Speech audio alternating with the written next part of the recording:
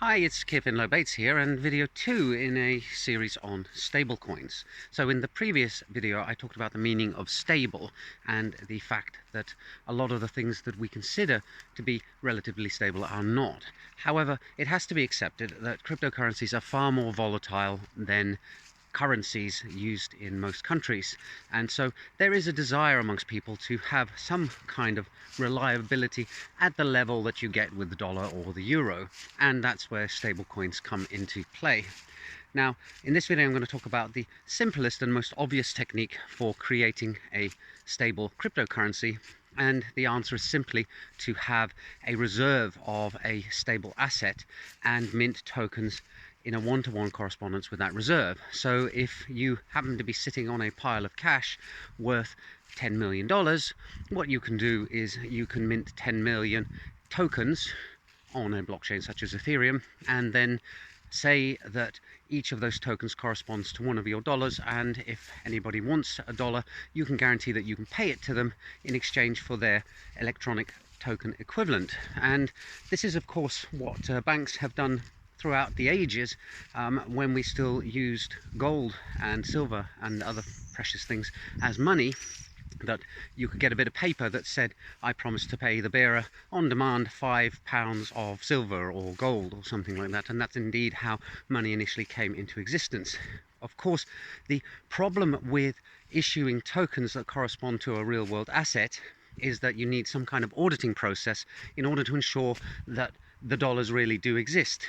If I have a bunch of electronic tokens that are meant to correspond to dollars, and I decide to cash them in and everybody else does at the same time, and it turns out that the supplier of these tokens has been lying about their assets or reserves, then there'll be a run on them, and some of us are not going to get paid.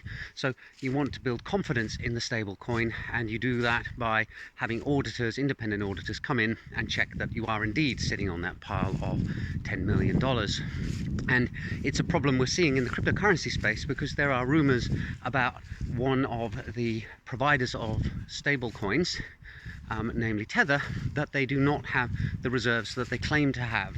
And in fact, in recent news, it turns out that there's now a fraud investigation going on to see what's happening there. And some people are predicting that this is going to have significant ramifications for the cryptocurrency world, because cryptocurrencies are so volatile. When there's good news, they shoot up, and when there's bad news, they tend to plummet. So it will be interesting to see what happens there. On the other hand, the other thing that you can say about the cryptocurrency world is that it's totally unpredictable. So it wouldn't be completely out of the question that Tether could get indicted for fraud and then subsequently found guilty, and yet the prices would rocket on the basis of that. Maybe it's already factored into the price, and actually bringing it out into the open will shift the price in another direction. I don't know. I'm not a particularly successful trader or a qualified economist, and to be honest, in the cryptocurrency world, I think there are lots of experienced people in those two fields who are still struggling.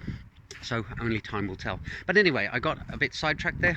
The main aim of this video was to talk about the most simple, obvious way to create a stablecoin, and that is to have the asset backing it in reserve, and then you have a one-to-one correspondence. The cryptocurrency, the stable coin, is then pegged to that asset, and as long as there's confidence that the stablecoin can at any time be traded in for the asset backing it, then it should all function well and good.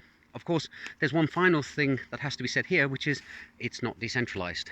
Once again, you're relying on a middleman or a broker, in this case the token issuer who has the asset, in order for the whole system to function. So that's video 2 in the series. I'll see you in the next one, when we will actually start examining some of the more esoteric and mathematically based systems in order to create stablecoins.